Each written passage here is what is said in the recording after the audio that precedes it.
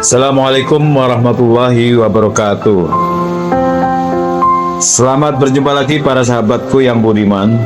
Pada kesempatan pada hari ini saya akan membuat video tentang air mulhayat. Air mulhayat atau air kehidupan dan air mulhayat. Jadi ada dua macam air pada diri ini, yaitu air kehidupan dan air mulhayat. Di luar diri kita ada air kehidupan, sementara kalau di dalam diri kita terdapat yang namanya air hidup, yang disebut dengan air mulhayat. Mungkin para pemirsa sekalian masih agak asing ya mendengar tentang air mulhayat.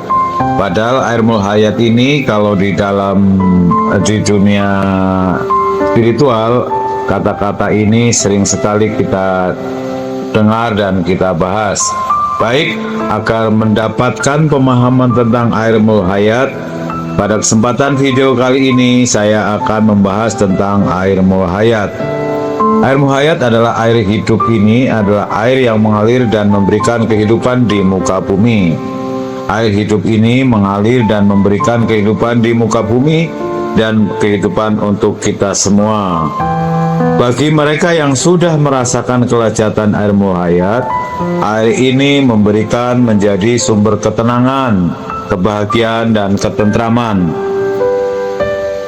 Namun, kesadaran terhadap Tuhan tidak bisa dicapai dengan hanya pengetahuan teoritis seperti yang ditulis-tulis dalam sebuah buku-buku ataupun konsep-konsep tentang yang telah disampaikan oleh para pemikir, oleh hasil pemikiran kita. Itu tidak bisa. Meskipun kita mengatakan Tuhan itu laisa kamitslihi syai'un, tidak hanya satu apapun yang bisa menyerumpainya, namun keyakinan kita kadang masih terjebak dalam bayangan imajinatif pikiran kita sendiri. Hal itu juga selaras dengan pengalaman saya. Saya dulu sibuk dengan teori-teori, namun setelah mengalami sendiri perjalanan spiritual, saya menyadari bahwa teori tentang Tuhan hanyalah pengetahuan di permukaan saja. Namun semua itu harus kita mengalami kenyataan itu. Pada kenyataan Tuhan tidak bisa dijangkau dengan teori semata. Demikian juga tentang konsep air mulhayat. Konsep air mulhayat dalam spiritual memiliki makna mendalam yang merujuk kepada kesadaran dan kehidupan spiritual yang terus mengalir dalam diri manusia. Hal ini merujuk pada surat Hud ayat 7. Kita diingatkan tentang penciptaan langit dan bumi dan bagaimana arasy Allah dahulu berada di atas air. Kalau dalam konteks diri ada di atas kepala, sekitar ubun-ubun kita. Air di sini sering diartikan sebagai sumber kehidupan dan simbol kekuatan ilahi yang mendasari segala sesuatu, baik dari dalam fisik maupun dari dalam spiritualitas kita. Air di sini sering diartikan sebagai sumber kehidupan dan simbol kekuatan ilahi yang mendasari segala sesuatu, baik di alam fisik maupun di spiritual. Diri zahir dan diri batin manusia terdiri dua entitas utama, yaitu entitas diri zahir. Ini adalah sebuah aspek fisik dan duniawi dari manusia yang meliputi nafs, jiwa, dan raga. Sedangkan diri zahir terikat oleh hukum-hukum dunia fisik dan material.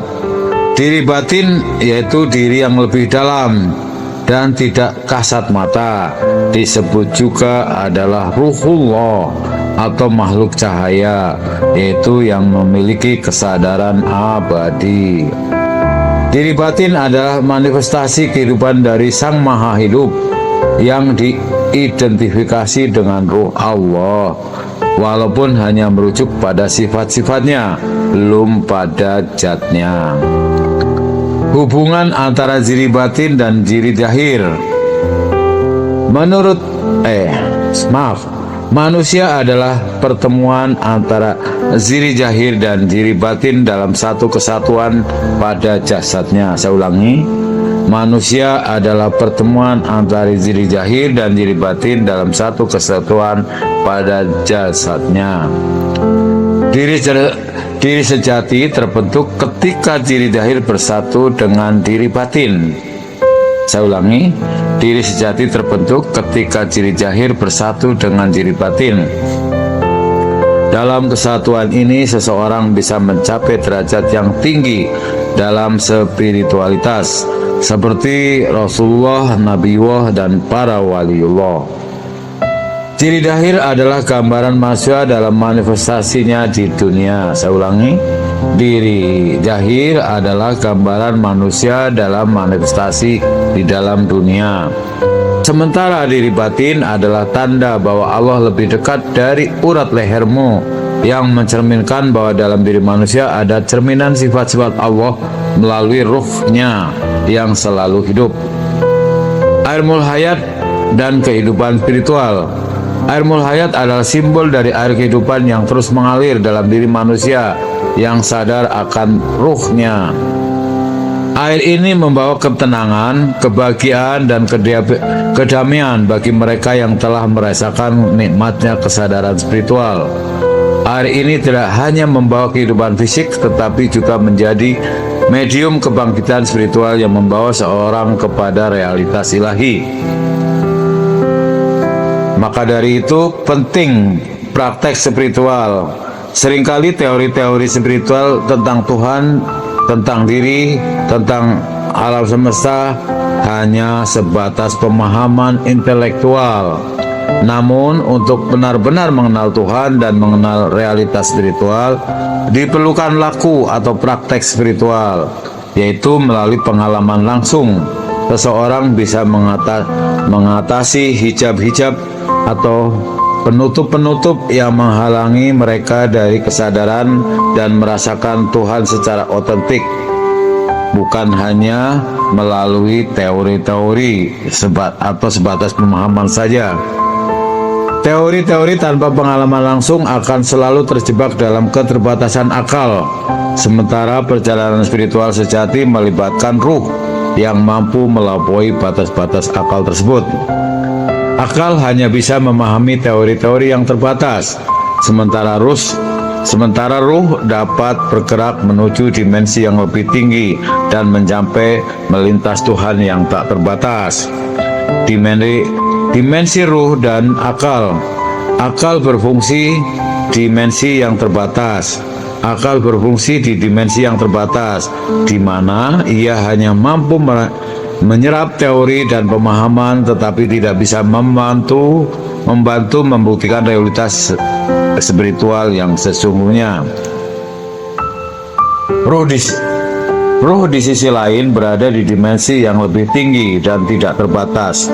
Ruh dapat membawa manusia melampaui dimensi duniawi, menuju dimensi ilahi dan kehidupan akhirat yang sudah ada saat ini, tetapi di luar jangkauan akal manusia. Praktek spiritual untuk menemukan Tuhan. Dalam spiritualitas terdapat jalan yang sering ditempuh untuk mencapai kesadaran rohani yang lebih tinggi. Beberapa tahapan utama dalam praktek spiritual adalah sebagai berikut. 1. Praktek musyahadah, yaitu melihat tanda-tanda Tuhan dalam segala sesuatu. Yang kedua adalah praktek muqarabah. Yang kedua adalah praktek muraqabah, yaitu praktek merasakan kesadaran penuh akan pengawasan Tuhan. Yang ketiga, praktek mukasyafah, yaitu terbukanya hijab spiritual yang menghalangi pandangan rohani. Yang kelima, praktek mukabalah, yaitu praktek bertemu dan mengalami kehadiran Tuhan secara langsung. Praktek-praktek yang saya uraikan ini membawa seorang pada pembukaan kesadaran yang mendalam tentang eksistensi dan ketuhanan, sehingga cakrawala spiritual mereka terbuka luas. Jadi, menurut saya, pemahaman tentang ilmu hayat dan hubungannya antara diri zahir dan diri batin menggambarkan betapa pentingnya perjalanan spiritual untuk mengenal Tuhan. Dalam proses ini, manusia harus menyadari keterbatasan akal manusia. Dalam proses ini, manusia harus menyadari keterbatasan akal dan memasuki dimensi roh melalui praktek-praktek spiritual untuk mencapai realitas yang sejati. Air Mul Hayat di dalam diri adalah simbol kehidupan ilahi yang terus mengalir, membawa kesadaran, ketenangan, dan kebahagiaan bagi mereka yang berhasil menyentuhnya. Agar pemahaman ini berdasar, berikut saya uraikan dan rujukan tentang bab air Mul Hayat dan hubungannya dengan diri zahir dan diri batin, serta pentingnya praktek spiritual untuk memiliki kedalaman yang sesuai dengan ajaran-ajaran Islam dalam tasawuf dan spiritualitas. Berikut adalah rujukan dari Al-Quran, hadis, serta pendapat para arif billah yang dapat mendukung konsep air Mul Hayat yang pada hari ini saya sampaikan. 1. Air kehidupan dan air Mul Hayat adalah konsep air Mul Hayat sebagai simbol kehidupan spiritual dan kesadaran rohani memiliki akar kuat dalam Al-Quran dan tasawuf. Dalam Al-Quran, air sering digunakan sebagai simbol kehidupan, baik kehidupan fisik maupun spiritual. Ayat-ayat berikut dapat menjadi rujukan, yaitu Quran Surat Al-Anbiya ayat 21, Surat 21 ayat 30, dan kami jadikan air segala sesuatu yang hidup, dan seterusnya. Ayat ini mengindikasikan bahwa air adalah sumber kehidupan segala sesuatu yang dalam konteks spiritual dapat diartikan sebagai air kesadaran rohani yang menjadi sumber kehidupan spiritual bagi manusia yang menyadari kehadiran Tuhan di dalam dirinya. Rujukan berikutnya adalah Quran Surat Hud atau Surat 11 ayat 7. Yang kami kutip adalah kalimatnya sebagai berikut. Dan dialah yang menciptakan langit dan bumi dalam 6 masa dan arasinya di atas air. Air dalam ayat ini sering diartikan sebagai simbol kekuatan ilahi dan sumber segala kehidupan, baik fisik maupun spiritual. Arasi Allah yang berada di atas air juga bisa dihubungkan dengan dimensi spiritual yang lebih tinggi atau yang tertinggi. Dalam konsep air Mul Hayat bisa dipahami sebagai refleksi dari sumber kesadaran spiritual tersebut yang mengalir dalam diri manusia. Rujukan berikutnya adalah surat 2 Al-Quran, yaitu Al-Baqarah ayat 74. Dan di antara batu-batu itu sungguh ada terpencar dirinya sungai-sungai. Jadi saya kutipkan yang di belakang ayatnya saja. Dan di antara batu-batu itu sungguh ada yang terpancar darinya sungai-sungai. Dan di antaranya sungguh ada yang terbelah, lalu keluarlah air darinya. Ini bisa dipahami secara simbolis bahwa di dalam diri manusia setelah hati terbuka atau terbelah, keluarlah air kehidupan atau kesadaran spiritual yang menjadi sumber ketenangan dan kebahagiaan bagi mereka yang menyentuhnya. Kemudian yang berikutnya adalah hadis tentang air kehidupan dan kesadaran spiritual, yaitu hadis tentang air Zam-Zam. Air Zam-Zam itu tergantung niat orang yang meminumnya. Jika engkau meminumnya untuk keperluan tertentu, Allah akan memenuhi niatmu. Itu seperti hadis Nabi yang diuraikan oleh H.R. Ahmad dan Ibnu Majah. Air Zam-Zam dalam Islam sering dikaitkan dengan air kehidupan yang bukan hanya menyegarkan fisik tetapi juga menyegarkan spiritual kita. Ini sesuai dengan konsep air Mul Hayat yang memberikan kehidupan bukan hanya bagi tubuh tetapi juga kesadaran spiritual yang membawa ketenangan dan kebahagiaan batin. Hadis riwayat Muslim. Sesungguhnya Allah tidak bisa melihat kepada rupa dan harta kalian, tetapi Dia melihat kepada hati dan amal kalian.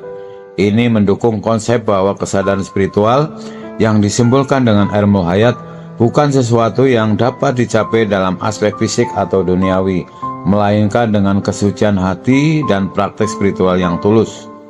Kemudian pendapat para ahli filsafat atau pendapat para sufi juga mengatakan bahwa literatur tasawuf, banyak ulama sufi membahas konsep air spiritual yang bisa dihubungkan dengan air hayat. Berikut ada beberapa pandangan sufi terkemuka. Menurut Ibnu Arabi dalam Futuhiyah Al-Makkiyah membahas air kehidupan yang mengalir dalam diri seorang sufi. Ia menjelaskan bahwa ruh manusia adalah seperti air yang berasal dari sumber ilahi, yang bila disadari membawa kehidupan yang lebih tinggi ke dalam bentuk kesadaran akan Tuhan.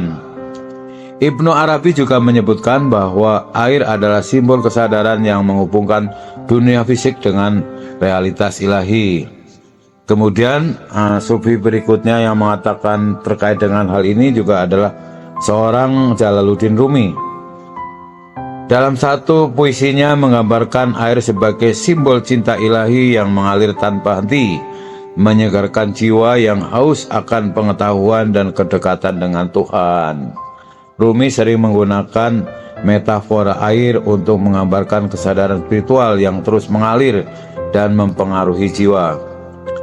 Kemudian menurut Al-Ghazali dalam Ihya Ulumuddin menyebutkan pentingnya pembersihan hati, atau yang istilah yang kita kenal adalah tazkiyatun nafs, sebagai sarana untuk menerima air kehidupan dari Tuhan.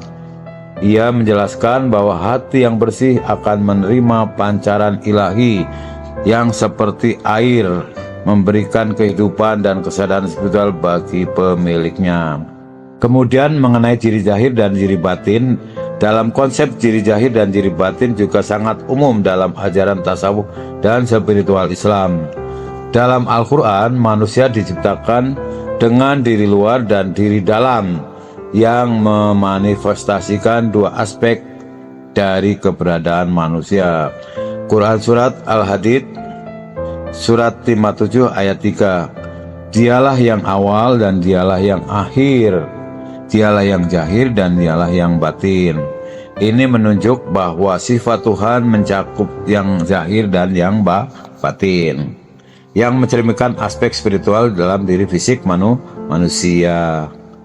Manusia dengan diri zahir atau fisik dan diri batin atau ruh adalah cerminan dari kehadiran Tuhan dalam dunia. Kemudian Quran Surat Qaf, Surat 50 ayat 16. Sesungguhnya kami telah menciptakan manusia dan mengetahui apa yang dibisikkan oleh hatinya, dan kami lebih dekat kepadanya daripada urat lehernya sendiri. Ayat ini mendukung konsep bahwa diri batin adalah manifestasi dari kesadaran rohani yang lebih dekat dari Tuhan, yang sangat dekat dengan Tuhan, bahkan lebih dekat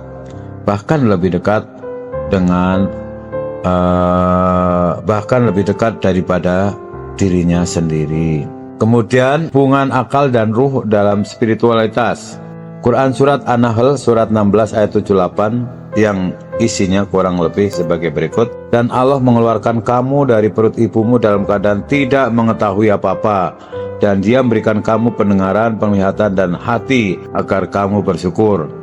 Ayat ini menunjukkan bahwa akal adalah alat untuk memahami dunia fisik, tetapi ruh adalah alat untuk memahami dimensi yang lebih tinggi dari keberadaan manusia. Dalam tasawuf, ruh dianggap sebagai entitas yang bisa mencapai pengetahuan yang lebih tinggi dibandingkan akal. Ibnu Arabi dalam karya-karyanya menjelaskan bahwa akal hanya bisa memahami sebagian kecil dari realitas spiritual, sementara ruh adalah entitas yang dapat menyaksikan dan merasakan realitas Tuhan yang lebih luas. Ini selaras dengan konsep bahwa teori atau pemahaman intelektual saja tidak cukup. Jadi ini selaras dengan konsep atau pengertian yang saya sampaikan di depan tadi, bahwa teori pemahaman intelektual saja tidak cukup untuk mencapai Tuhan. seseorang harus melakukan praktek spiritual untuk membuka kesadaran rohani pada dirinya. Hubungannya dengan konsep ilmu hayat yang saya gambarkan di atas, serta pembahasan mengenai ciri zahir dan ciri batin, ada banyak rujukan dari Al-Quran dan hadis, serta pandangan para arifillah dalam tasawuf. Pendekatan yang saya ambil yakni membedakan antara teori intelektual dan pengalaman langsung melalui praktek spiritual, juga sangat sesuai dengan ajaran-ajaran tasawuf yang menekankan bahwa pengetahuan sejati tentang Tuhan hanya dapat diperoleh melalui pengalaman spiritual yang mendalam, bukan hanya teori.